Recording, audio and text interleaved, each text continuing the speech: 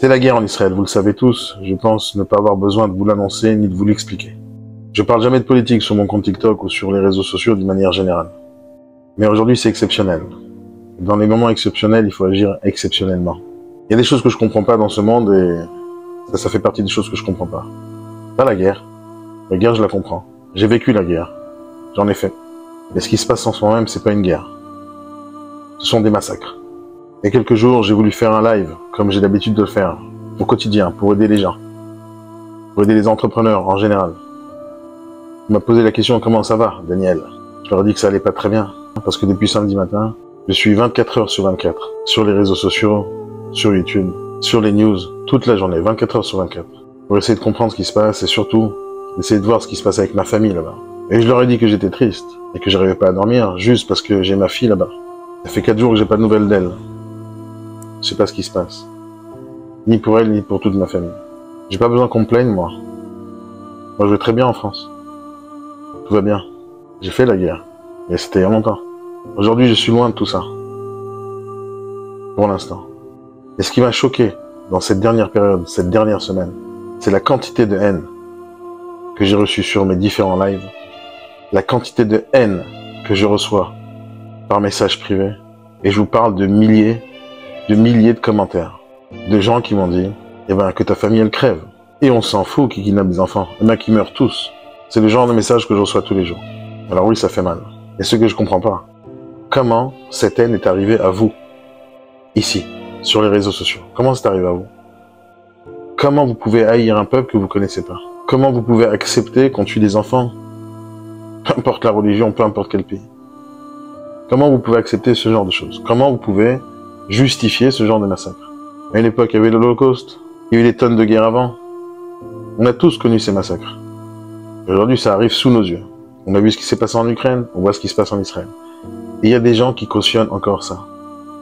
Le pire dans toute cette histoire, c'est qu'il y a des enfants de 12 ans, de 11 ans, de 15 ans qui me parlent sur les réseaux sociaux et qui me haïssent. Qui me haïssent juste parce que je suis juif ou israélien.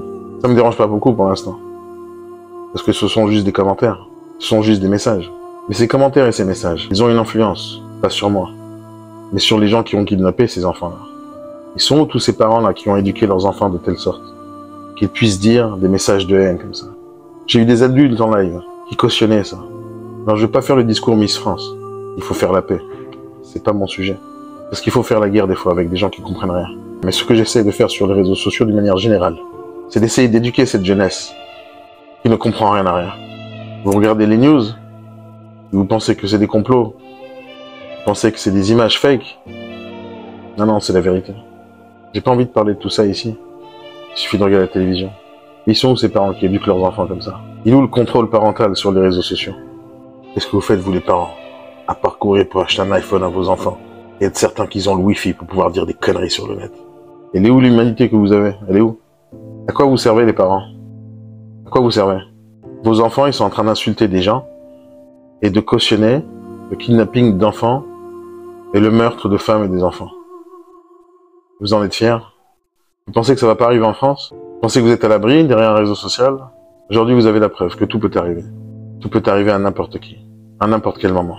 Alors je vous dis clairement, ceux qui soutiennent ça, ceux qui soutiennent le terrorisme et qui en parlent sur les réseaux sociaux, un de ces jours, ils vont passer à l'acte. Je peux pas contrôler tout ce qui se passe ici. Je peux rien faire à distance. J'aurais voulu prendre l'avion et aller me battre là-bas, mais c'est pas possible. Si je peux faire une seule chose, c'est d'essayer d'éduquer les enfants. Parce que ces petits jeunes là, de 12 ans qui me disent par message, par SMS, que ta famille crève, ces gens-là, ils vont grandir un de ces jours. Et un de ces jours, il y a un fou qui va leur dire qu'il faut prendre un couteau et aller égorger quelqu'un. La police ne peut rien faire contre ça. Personne ne peut rien faire contre ça. Si quelqu'un a envie de prendre un couteau et vous tuer, il va le faire. La seule arme que nous avons en réalité, la seule arme, c'est l'éducation de la jeunesse. Je ne peux rien faire à distance pour aller sauver les gens là-bas. C'est pas possible. J'aurais bien voulu avoir la solution là pour venir atterrir et régler tout ce problème. Mais je suis pas Superman. Personne ne l'est. Il y a une seule chose que je pense être capable de faire. Et je pense que ce sera la dernière chose que je ferai jusqu'à la fin de ma vie. C'est d'essayer d'éduquer les gens. C'est d'essayer de partager mon expérience. D'essayer de donner un coup de main à cette jeune génération qui est totalement perdue. Essayer d'éduquer mes enfants comme il le faut. Leur montrer le bon chemin. Essayez d'éduquer vos enfants qui me haïssent. Parce que vous avez raté, vous, les parents. Parce que je les connais, eux. Parce que je les connais, ces terroristes. Ils n'ont pas de cœur, ils n'ont pas d'humanité. Parce que depuis qu'ils sont bébés, on leur enseigne que nous sommes leurs ennemis. Je les ai vus, ces enfants qui m'ont jeté des pierres à une époque. Mais aujourd'hui, les enfants en France pensent la même chose. Et un de ces jours, ils feront la même chose. C'est arrivé assez de fois en France, vous le savez tous. On a beau développer des armes, des techniques, des méthodes, la technologie. Il n'y a rien qui marche. La seule chose qui marchera dans le futur, c'est l'éducation. Que l'éducation. C'est votre rôle, vous, les parents. C'est mon rôle à moi. Si vous voulez pas que vos enfants, un de ces jours, prennent un couteau et tuent d'autres enfants, apprenez-leur. Qu'est-ce que vous pensez que ces terroristes? Ils ont 32 ans, ils ont 50 ans? Ils ont 16, 17, 18 ans. Je pourrais même dire que c'est pas de leur faute. C'est la faute de leurs parents. C'est la faute des politiciens. C'est la faute de tout ça. Mais tout est une question d'éducation. Ce que je sais, c'est qu'Israël va gagner. Que vous le vouliez ou non. Parce qu'ils n'ont pas le droit de perdre. Parce que si Israël perd, vous tous, nous tous, on a tous perdu. Parce que ça va arriver chez vous. Et un de ces jours, quelqu'un tuera votre famille. Parce qu'il a juste décidé que il vous aime pas. Un de ces jours, quelqu'un prendra un couteau et tuera vos enfants. Juste parce qu'il a décidé qu'il vous aime pas. Ce n'est pas une guerre entre les Arabes et les Israéliens. C'est une guerre entre l'humanité et le terrorisme. Je souhaite à tous les soldats israéliens, j'en étais un, de continuer à vous battre parce que vous n'avez pas le choix. Je souhaite à toute ma famille et à ma fille, bon courage.